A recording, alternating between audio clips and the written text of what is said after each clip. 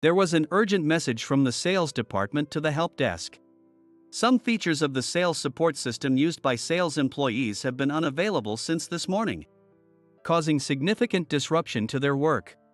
Emily, we're getting a lot of inquiries at the help desk about some features of the sales support system not working. Do you have any idea what's going on?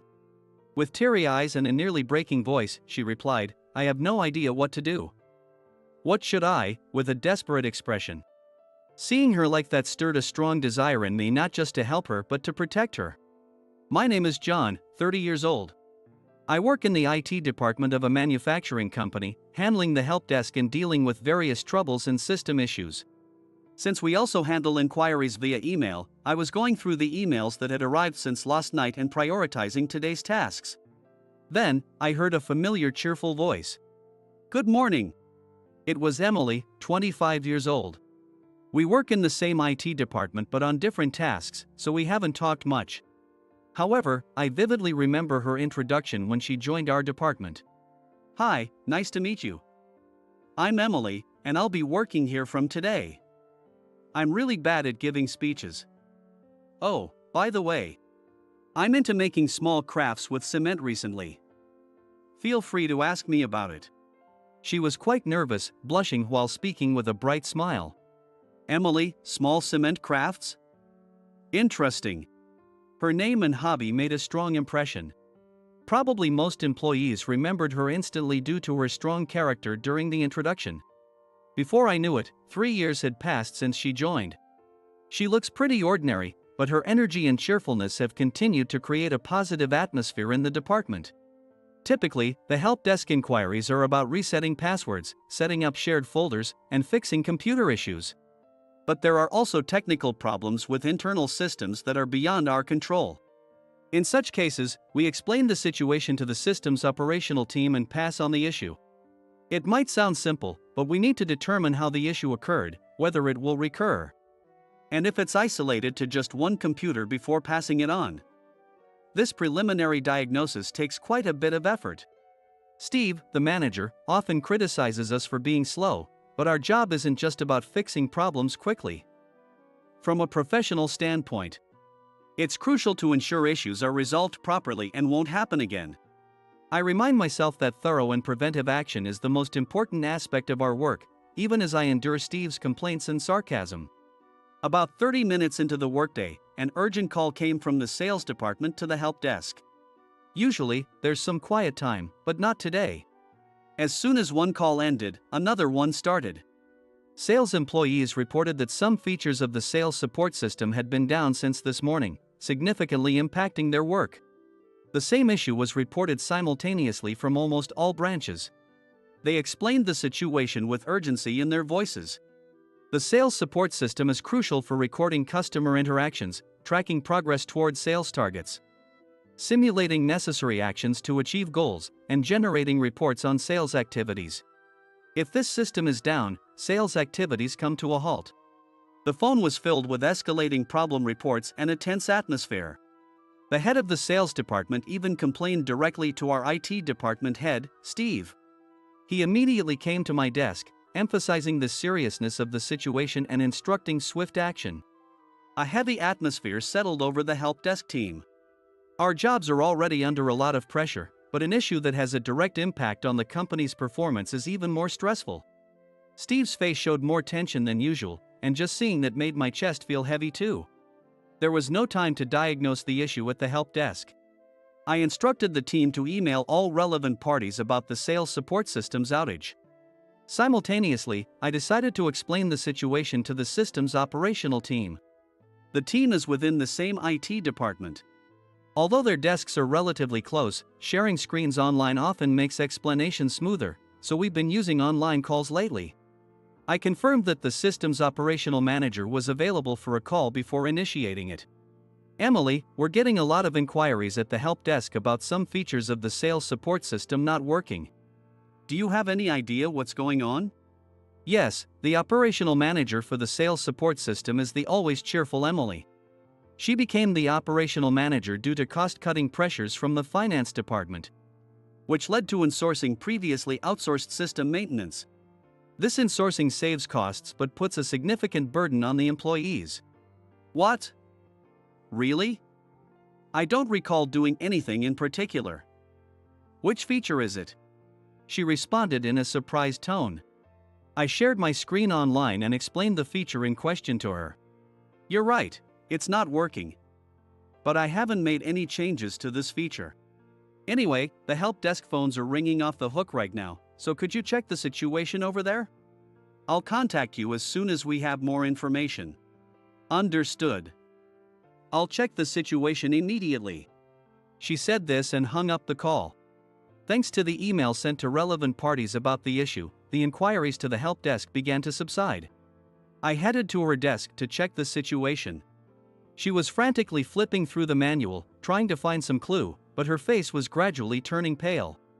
The usual liveliness around her was replaced by a tense silence, and her anxiety was palpable. Is there anything I can do to help? When I offered my assistance, she looked up with teary eyes and almost in a breaking voice said, I have no idea what to do. There's nothing in the operating manual or the procedures we got from the external vendor 3 months ago. I don't know what to do. Gone was her usual energetic demeanor, replaced by anxiety and confusion. As the situation showed no signs of improving, Steve approached her desk. She was still unable to identify the cause of the system malfunction, and her anxiety was evident on her face. With every heavy step he took, her shoulders tensed up more and more. Hey! Have you figured out the cause yet? Hurry up! His urgent voice was directed at her. Startled by his voice, she flinched and momentarily stopped what she was doing. Her eyes were filled with anxiety. Seeing this, I felt compelled to act. Steve, we're working hard to identify the cause. Please give us a bit more time, I calmly explained to him. Steve frowned for a moment but then seemed to understand my words. Fine. But this is an emergency, and we don't have much time. Get it done quickly, he said before quickly walking away. Emily looked somewhat relieved and took a deep breath before returning to her keyboard. Watching her struggle with the issue, memories of my past came flooding back. Her anxious expression and the look of helplessness, not knowing where to start. It was just like how I used to be. As a newbie, I had faced a major system failure and spent sleepless nights not knowing how to handle it. Seeing her like this stirred a strong desire in me to not only help but also protect her. In my previous job, I had obtained a certification in sales support systems and was responsible for its development and maintenance. While working in that role, I began to feel the need to work in a way that directly helped people rather than just solving technical issues. When I learned that my current company was hiring help desk staff, I applied.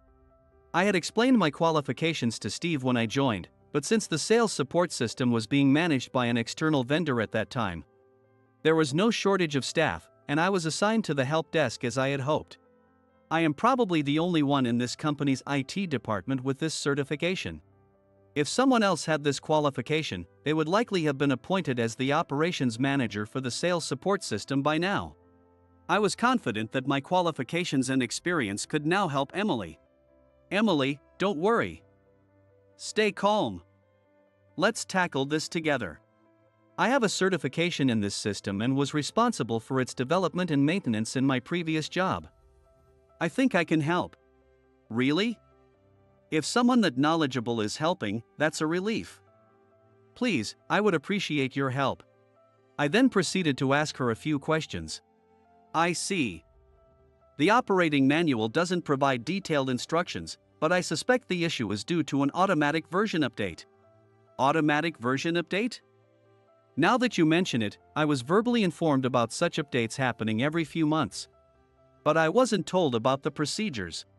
The sales support system is a cloud service provided over the internet, and the provider regularly updates the system. Typically, our company's system administrators should receive an email notification about the update schedule and changes. But it seems the change of responsible personnel was missed during the handover from the external vendor. I checked online earlier. Yesterday was the day for the automatic version update. It seems the feature that stopped working was modified. There are instructions for dealing with it, let's follow them. But before that, there was something I needed to do before proceeding with the solution. I hurried to a certain person's office. Steve, sorry to bother you while you're busy. Could I have a moment of your time? What? Have you already finished addressing the issue? He, likely pressured by the sales department, was visibly irritated today. Actually, before that, I have a request, Steve. Can I use the admin privileges for the sales support system? I have a certification for this system and have used it before. With admin access, I can resolve this issue more quickly.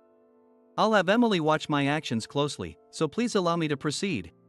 Normally, admin privileges are reserved for operations staff, not someone like me from the help desk.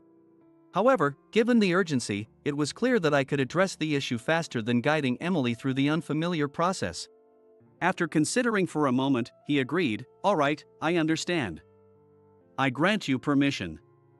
But make sure to document every step. We'll need to review everything later." Relieved to have his approval, I followed the instructions found online, made the necessary changes in the test environment, and repeated the tests. As soon as I made the adjustments, Emily verified the system's operation. We double-checked each other's work to ensure nothing was overlooked. It was a moment where I truly felt we were working together as a team. As the tests in the staging environment proceeded without issues, I noticed her expression gradually brightening. "All right, the tests look good. Let's apply the changes to the production environment." "Yes, please do." Following the same steps we used in the test environment, we made the changes in the production environment and then checked its operation. She clasped her hands together as if praying and stared at the screen. "It worked. Thank you, John. I couldn't have done it without you."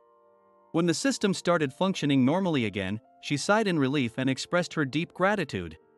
There were tears of gratitude shining in her eyes. I then instructed the help desk team to notify all relevant parties about the system's recovery. After that, I went to see Steve again. "Steve, sorry for the wait. The system is back up and running, and we've informed all the relevant parties. Great job. So, did you figure out the cause?" He, who had been tense and frustrated all day, now showed a relieved expression and a hint of relaxation in his voice. "Yes, the issue was caused by the regular automatic version update of the sales support system. Normally, an email is sent to the admin before the update. It seems you should have received it, Steve." He looked puzzled, almost as if a question mark had appeared above his head. "Why would the email come to me and not to Emily?" His voice was tinged with confusion. "It seems there was a lapse during the change of responsible personnel. Ideally, you would have noticed the email." I added a bit cheekily. "Ah, right.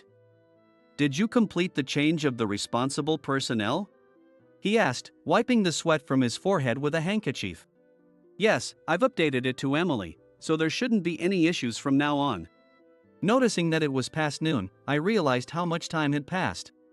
After the work was done, Emily and I stood by the office window, talking for a while as we looked outside. At that moment, she said, "John, thank you so much for today.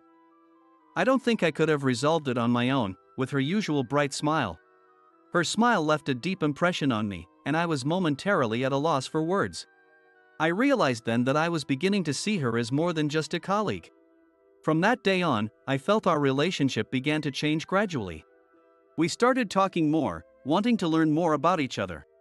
Additionally, after resolving the sales support system issue, the atmosphere in the entire department seemed to change. Especially with Steve, there was a noticeable shift. The change began when he stopped me the next morning for a meeting. With a more relaxed expression than usual, he said, "John, you handled the issue well. I've re-evaluated your work." I never expected him, often critical of my slow responses, to praise my work. Feeling bold, I decided to share my thoughts with him. "Thank you. Steve, since we have the chance, I'd like to discuss a few things. The high volume of help desk inquiries is due to the poor quality of our internal systems. The help desk is indeed slow at times. But it's because we handle each issue carefully and thoroughly. The recent incident also resulted from ending the contract with external vendors and moving things in-house.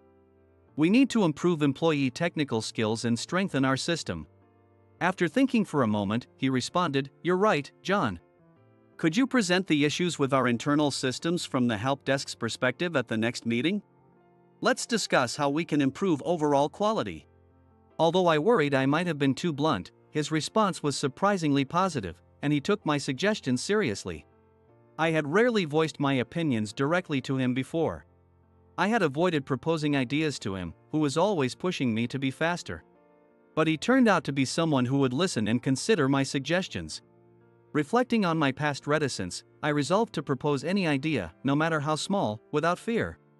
As the staff's technical skills improved and the quality of our internal systems advanced, Emily began relying on me to learn various ways to handle the sales support system. Having overcome her first major trouble, her enthusiasm for improving her skills had only grown stronger. Although she had memorized the operations manual, I told her that wasn't enough. The operations manual covers the basics, but most real-life problems aren't in the manual. You need to learn how to find information and solve problems on your own, I advised her. Thanks to our increased conversations, I found it easier to talk to her casually. After hearing my advice, she began proactively researching external materials and asking questions on online forums, showing a strong will to learn. Watching her, I found myself increasingly drawn to her earnest and diligent attitude. She wasn't just waiting for instructions but was actively learning and striving to grow. Her perseverance in finding solutions to problems, never giving up, was inspiring and made teaching her a rewarding experience. 3 months passed, and together, Emily and I prepared for the next major event, the regular version update of the sales support system. Having gained experience from past troubles, we carefully executed each step to ensure a smooth update. We reviewed the changes and conducted pre-tests in the test environment. This time, the changes were minor, and there didn't appear to be any issues. On the day of the update, everything went as planned. The system was successfully updated to the new version, and we confirmed that everything was functioning normally in the production environment. At that moment, we exchanged relieved smiles. To celebrate the day's success, I invited her out for dinner. It seemed like a perfect opportunity to enjoy our mutual efforts and achievements. As night had fully fallen and the city lights faintly illuminated the streets, we headed to a nearby pub. The warm lights of the interior and the lively laughter of other patrons welcomed us. Although she usually claimed to have a low tolerance for alcohol, tonight was special, and she kept emptying her glass. As the evening progressed, her demeanor changed. Her cheeks flushed, and her speech became slightly slurred. Worried, I also felt relaxed by her bright and cheerful presence. In the midst of it all, she pulled out a small package and handed it to me. "Please open this." Her voice was filled with excitement.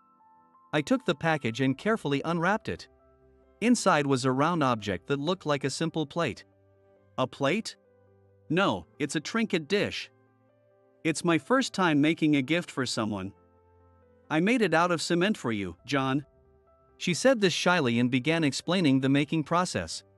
I made several prototypes to get this shape right, and finally decided this one was the best. Looking closely, I noticed it had my name, John, inscribed in letters. Knowing that I was privy to her hobby made my heart race a little. I deeply appreciated the enthusiasm and effort she had put into this gift. However, as the night went on, she became too drunk to stand, so I helped her out of the restaurant. As I put her in a taxi and we headed towards her home, she gently rested her forehead against the window. She pressed her forehead against the cold window, seemingly soothed by the coolness. As the city lights streamed past, she smiled softly and said, "Oh, I'm so drunk. I'm sorry for getting so wasted. I enjoyed talking with you so much that I drank too much. I'm really sorry for being a bother." There was a hint of sweet embarrassment in her voice. Her endearing demeanor made me feel a surge of affection, and I found myself saying, "You're not a bother at all. You're adorable." In her slightly tipsy state, she responded, "You can't say things like that when I'm drunk."